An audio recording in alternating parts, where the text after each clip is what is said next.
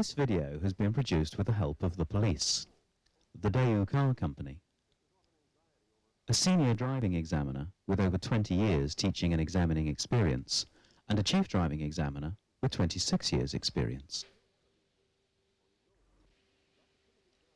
Before you get behind a wheel, you must have a provisional license. Don't book any lessons until you have one. You also need to be able to read a number plate at 67 feet. If you need glasses to do this, then you must wear them whilst you're driving. Get yourself a copy of the Highway Code and learn its contents. It's an offence to drive under the influence of drink or drugs, and if you're ill or on any form of medication, you need to check with your pharmacist or doctor whether you're fit to drive. It's important to choose a driving instructor that you feel comfortable with. Anyone who accepts payment for driving lessons must be registered with the Driving Standards Agency. They will have undergone a 3-part examination and must reach and maintain the standard required, so you can be sure that what they're teaching you is correct. While it's quite legal to get a friend to teach you to drive, until you have firm control of the car, it's not a good idea. Only go out with a non-qualified supervisor when your driving instructor tells you that it's safe to do so, on quiet roads in situations that you know you can handle. Anyone who supervises a learner driver must be over 21, with a current licence that they've held for the type of car that you're driving for 3 years. And you have to take the L plates off the car, or cover them up, when there isn't a learner driving it. You'll have to make a decision whether you want to learn to drive a car with automatic transmission or with a gear lever and a clutch. Automatic gear change is much easier to learn. Basically, you select drive or reverse and off you go. There are only 2 pedals to worry about. The one on the left is the brake, and the one on the right is the accelerator.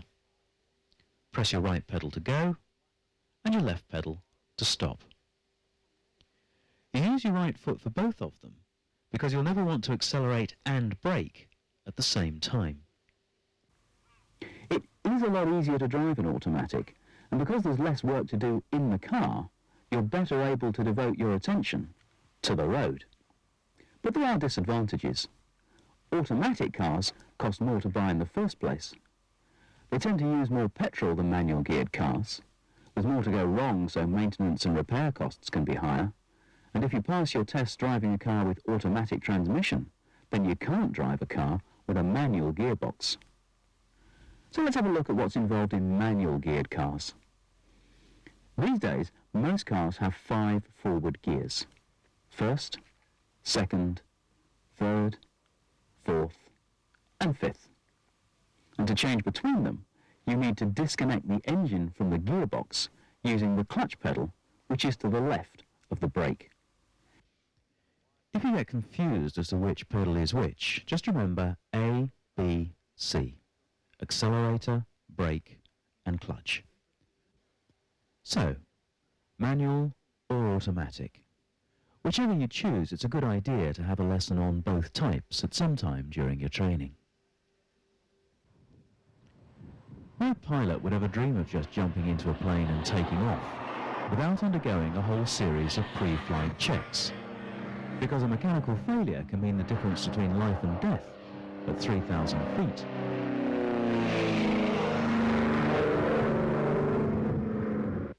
The same applies to a car. It's a mechanical device that you're trusting your life to. So before you jump in, take a walk around and check a few things. The roadworthiness of the vehicle is the responsibility of whoever is driving it, regardless of who owns it. So if you're going to get in and drive a car, you must be convinced that it's safe and legal. That includes checking that it's taxed, that it has a current MOT certificate, and that you are insured to drive it. Regularly check that the lights are working. Check the brake lights and the indicators. Check to see that the wheels look as though they're secure. Look at the tyres and see if they're obviously flat or worn. Check the physical damage of the bodywork. Check that the doors and the boot are closed. Have a look at the lights and check for broken lenses. Make sure that the lights, the mirrors, the windows and the number plates are clean.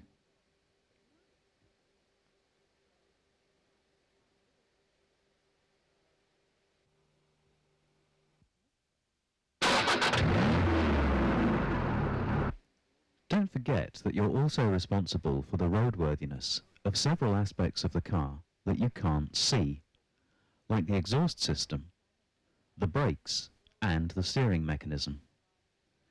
Your MOT certificate isn't a guarantee of safety. It's your responsibility to ensure that your car is safe, and it's the mark of a good driver to know the state of repair of the car and when components need replacing. Once you get into the car, there are more checks to do. Adjust your seat so that you can comfortably push the clutch all the way to the floor. See all of the instruments and reach all of the controls. If you're unfamiliar with the car, make sure that you know what all the knobs and dials and switches are for before you drive off. Ensure that you and all your passengers secure your seat belts properly.